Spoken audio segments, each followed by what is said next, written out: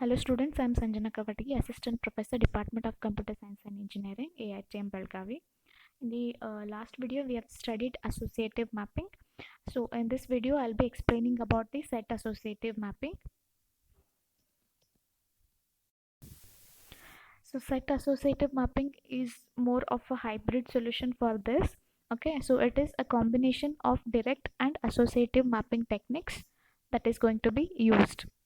So blocks of the cache are grouped into sets, and then mapping method allows a block of the main memory to reside in any block of a specific set. Okay, so here mainly the blocks of the cache are grouped into sets, and then mapping function is going to allow a block of the main memory to get stored into the any block of a specific set.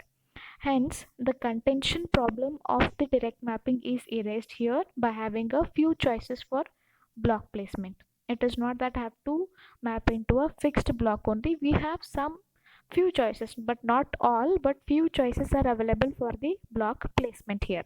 So at the same time, the hardware cost is going to be reduced by decreasing the size of the associative search. So in associative mapping, what used to happen, the searches were more because we were searching until and unless we find the place to find a place to store the data that is coming from main memory. Here the searches are going to be reduced because we are going to search into a particular set. Okay, so only in that particular set we are going to make the number of searches. So the number of searches are less compared to associative mapping. So that is how it is going to solve both the problems that were arising from the previous two techniques, that is direct mapping as well as associative mapping. Okay,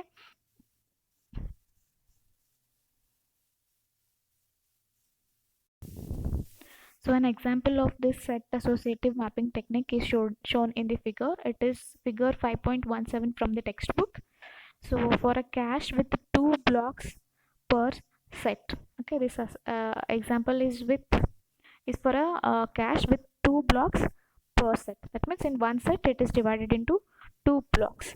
So in this case, memory blocks, that is 0, 64, 128 up to 4032 map into cache set 0.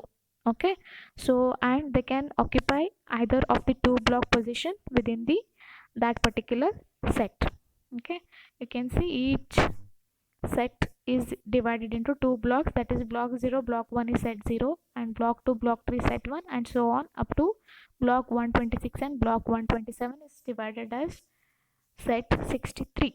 Okay, so in this case the memory blocks 0, 64, 128 up to 4032 map into cache set 0, and they can occupy either of the two blocks, that is it may be either block 0 or block 1 within that particular set. Okay, so having 64 set means that the 6-bit set field of the address determines which set of the cache might contain the desired block.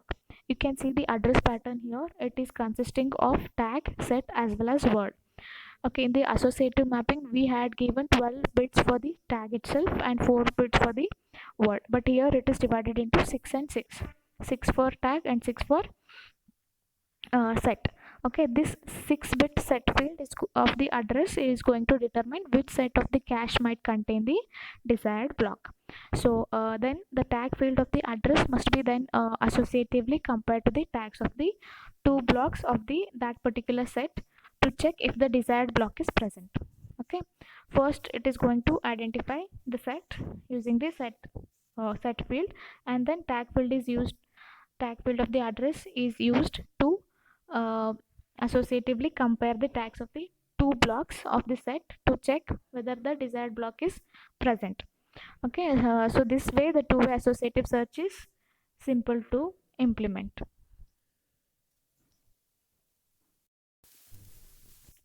So the number of blocks in the set, it is a parameter that is depending on the requirements of a particular computer.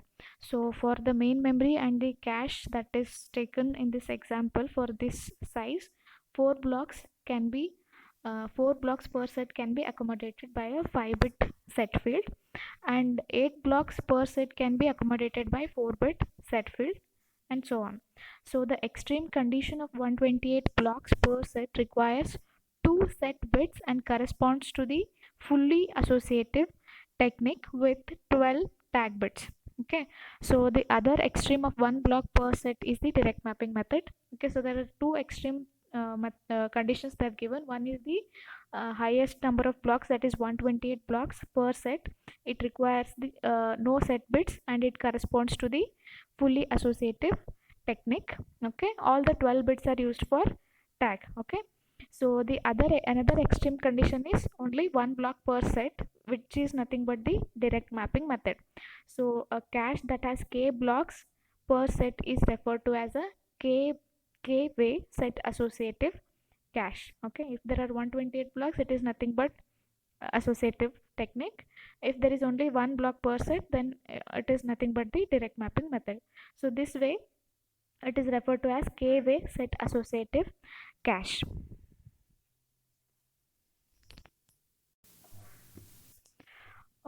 Another control bit, one more control bit, that is called as valid bit, should be provided for each of the block. So this bit indicates whether the block contains valid data. So it is going to check the validity of the data. So it should not be confused with the modified or dirty bit that we have studied earlier.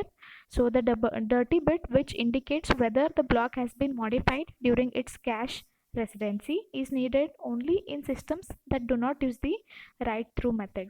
Okay, so that is used only in case of systems where we are not going to use the write through method. There the dirty bit is going to be used, but the valid bits are all set to 0 when power is initially applied to the system, or when the main memory is loaded with new programs and data from the disk.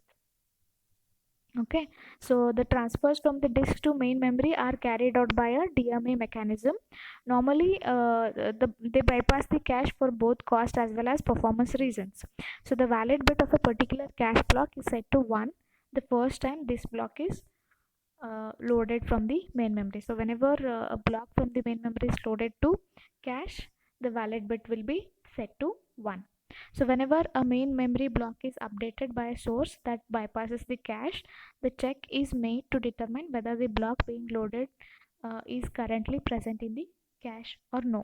So if it is present, its valid bit is clear to 0, and this is going to ensure a stale data that will not exist in the cache. Okay, so if the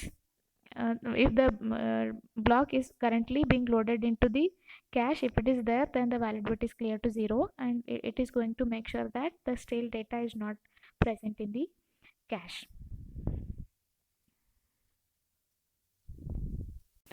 Similar type of difficulties will arise when DMA transfer is made from the main memory to the disk, and the cache uses a write back protocol. In that case, the data in the memory might not reflect the changes that may have been made in the cached copy. Okay, so one solution to such type of problems is to flush the cache memory by forcing the dirty data to be written back to the main memory before the DMA transfer is going to take place. Okay, so if you are not clear about the DMA, that is direct memory access, please go back to the previous videos and watch it again.